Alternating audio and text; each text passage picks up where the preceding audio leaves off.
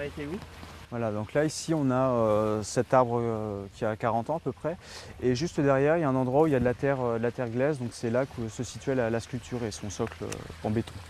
C'est ce jeune Lyonnais passionné d'art qui a découvert la disparition brutale de l'œuvre.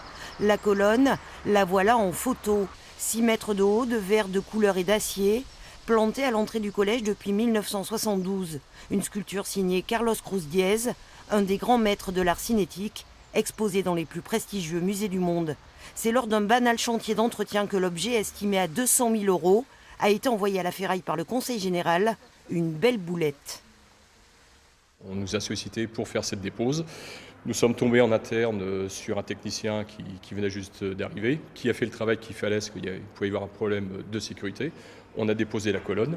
Par contre, la question qu'il fallait se poser à ce moment-là, c'était je la stocke et je regarde après si je peux la restaurer et la remettre au même endroit ou à un autre endroit. Ce n'a pas été fait, c'est une erreur.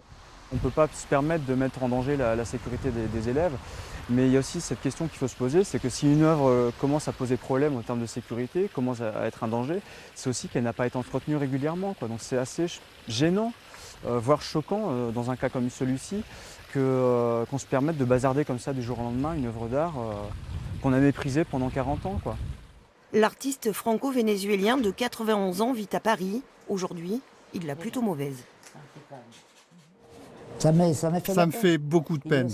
C'est un avertissement, mais je crois que c'est très utile, parce que cet avertissement, ça va faire du bruit. Ça va alerter les gens, il faut soigner les œuvres qui sont données par les artistes. Pour le public, il faut respecter le public. Pour se faire pardonner, le Conseil général s'est engagé à commander une nouvelle œuvre. Il souhaiterait associer le sculpteur au futur projet. Cela tombe bien, Carlos a gardé les plans. Il se dit même prêt à reconstruire la colonne à l'identique.